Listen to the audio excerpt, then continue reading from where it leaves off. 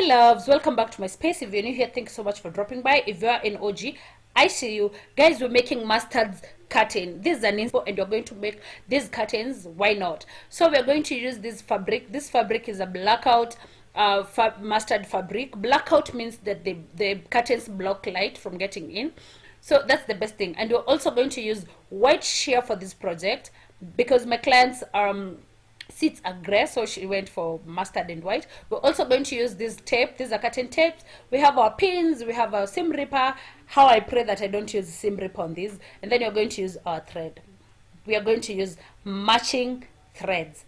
So guys, normally for curtains you decide on what you want. So the first thing you're going to do is hem the curtains from the top part to the bottom, leaving one side, which will be your top part. So we're going to hem the length, both sides, both all round. You're going to hem three sides, the sides, two sides, and then one at the bottom. You hem the bottom.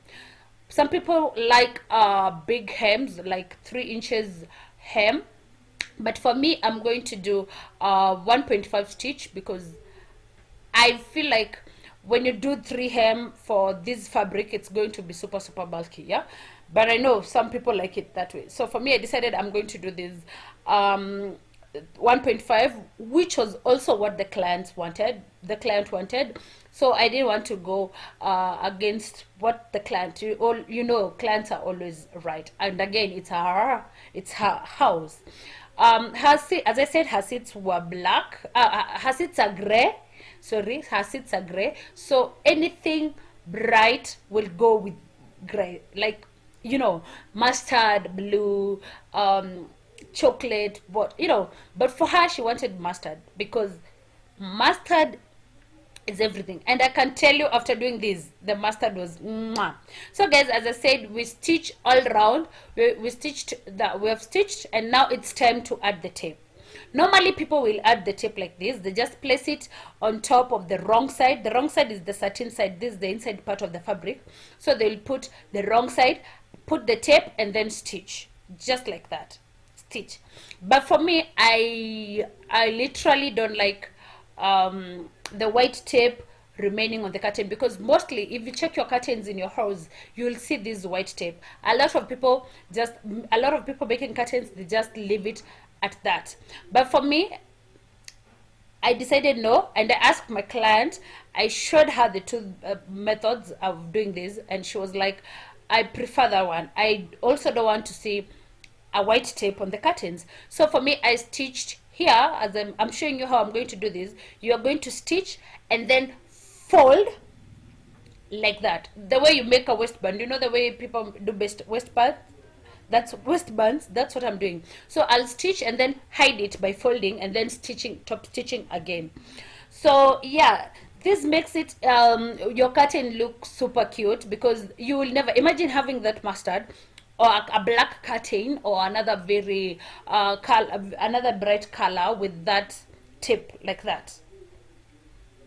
It doesn't look good to me, but anyway, to each their own. So for me and my client, we were like, we're going to hide it. So what I did, I placed the tape on the right side of the curtain, as you can see me doing. The right side is the outer part of the curtain, where you have the textured side of the curtain. If you have floral cut fabric, the side with flowers, the side where flowers are seen, you can see clearly, that's the right side. If you're wearing your clothes, side ya nje is the right side, side ya ndani, it's the wrong side. So I stitched. After stitching, I now made sure that this where I'm cutting the tape is exactly where the side hem is, so that you don't have a tape going outside your curtain or something. It's even advisable not to stitch up to the point where the hem is, because you're not going to even make eyelets or grommets on the edge. Yeah, so once you've done, you turn it as I'm turning it like this. Guys, I know at this point you're like, hey msichana, these curtains were long. Let me tell you, these curtains were long.